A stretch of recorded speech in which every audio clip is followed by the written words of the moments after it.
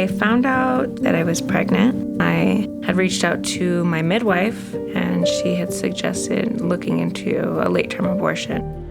I started looking into options. I found the Sisters of Life. They gave me support over the phone and said, what if I told you I had a third option for you? There's this woman, her name is Dominique. She's great. I think you should give her a call. The Sisters of Life called me and was like, hey, we have this girl who boyfriend just left her, and her midwife scheduled the appointment essentially for a third trimester abortion.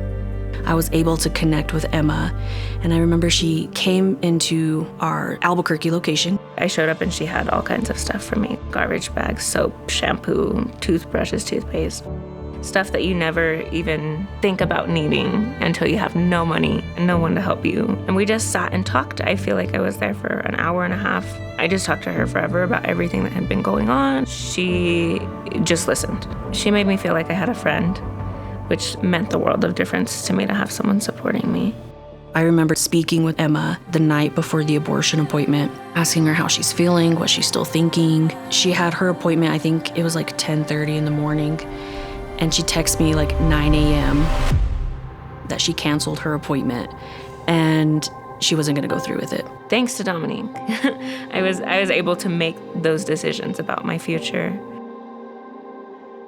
Labor was long and hard until it was actually time to have her, and then she was just here, and ever since then it was like I knew I had made the right choice. An abortion wouldn't have solved any of my problems. I would have still been on bed rest. I would have still had a toddler at home. I would have still had bills to pay. The best way to describe Project Defending Life is really services that are transformative.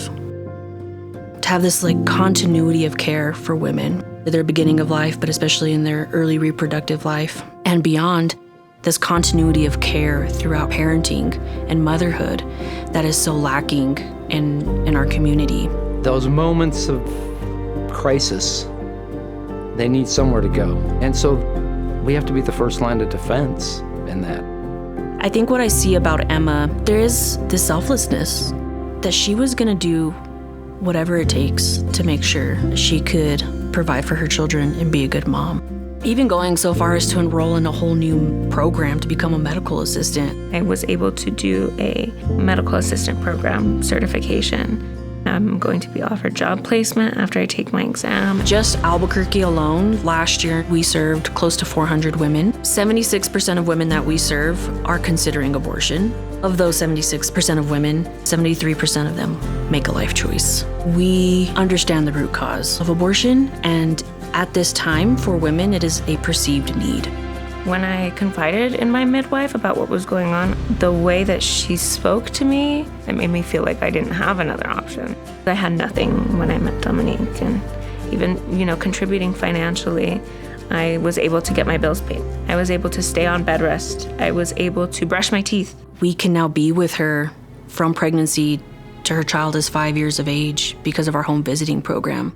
And to go even further with this continuity of care, we have La Luz Health and Wellness, this vision for a comprehensive healthcare clinic, one of the first of its kind in New Mexico, where it's only life-affirming options with family health, women's health, prenatal care, hopefully a birthing center, a place where a woman can always receive her needs medically, but also procreatively, that we're not having to look at these alternatives as a way of just to survive. Just one child, to me, is worth it.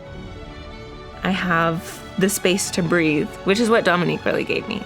Everybody at PDL, they'll hold your weight for you, which is really nice.